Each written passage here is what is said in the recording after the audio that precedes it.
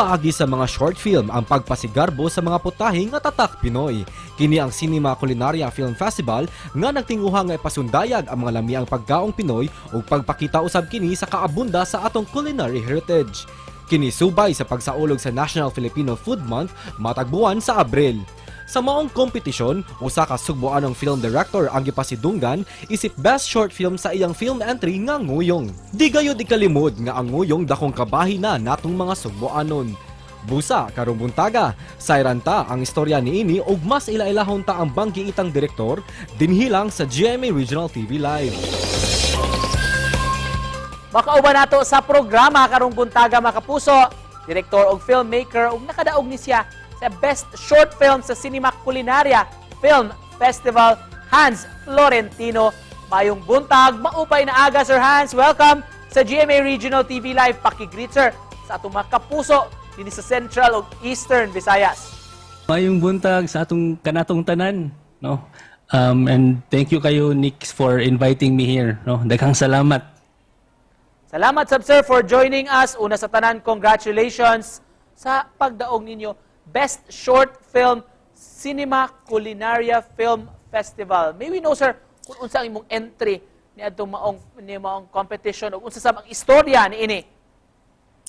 Yes, so this proud kita nino kay kanina salida kay Bisaya jud kaayo. Ang title sa salida is Ngoyong. This is a family drama.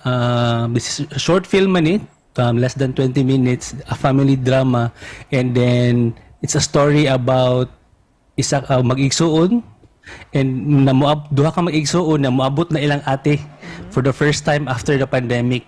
So nag-prepare sila sa ilang pinaka-paborito sa ilang ate ng Nguyong. So muna simple lang siya na story and then very relatable lang no kay ang setting ani niya kay pag-pandemic man. Unsa tinguhaan ni Sir Hans sa Cinema Culinaria Festival, Film Festival? Yes, so Cinema Culinaria is the film festival is the first time no ever in the Philippines na nahitabo ni siya.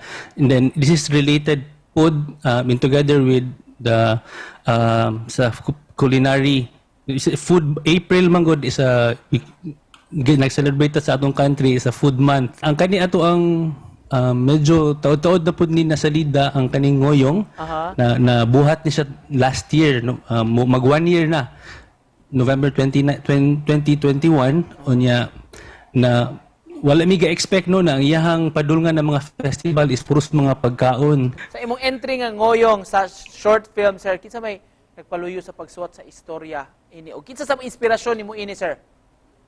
Yes, so kani siya na ang Ngoyong was inspired by sa ako especially sa akong wife sa ilang family kay very personal kini na film no. Unya even ang ngadto akong asawa kay istorya may sa igsuon na niabot gikan sa US.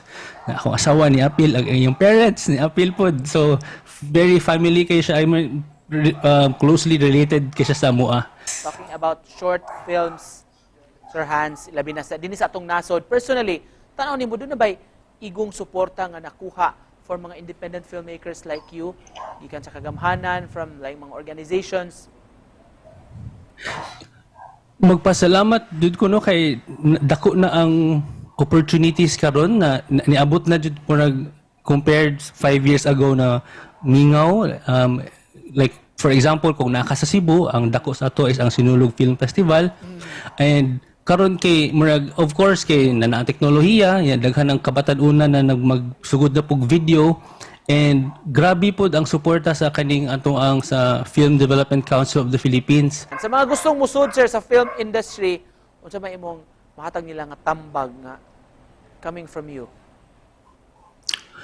Yes, so karong tuiga no nagsugod na ko sa akong 10th year as a filmmaker na full-time na so tiguang na ta. So it's usa na ka dekada no and then to think na wala ko'y background, dili mi well off na family, walay artist among pamilya and then akong gikuha na kurso kay layo kay sa film and I guess kung naalan jud murag balik-balik man isulti ni kung lahi lang jud kung naalan jud tay passion ba no. And to close this lang, Sir Hans, overall, mensahe nimo sir sa atong mga kaigsuonan makapuso nato ang nagtan-aw. Yes, like para sa tanano, good morning, maayong buntag ug gani lang message lang manggod sa ngoyong is lahi ra jud nang muuli balay ba na naay gi-expect na pagkaon. So yanog adto ka importante ang hinagmay ng mga butang para sa pamilya. So ako message siguro karon no today mo bisita sa atong adlaw dahangit ang mga lakaw, mga buhatonon. Let's nindot jud na effort kung natay small kayo na extra na atong buhaton para sa atong mga kauban sabay sa atong mga kanang sa atong mga kinikanan, sa atong partner, gamay lang na effort. Thank you so much for joining us this morning, sir. Congratulations once more, Hans Florentino. Salamat, sir. Thank you, Nico.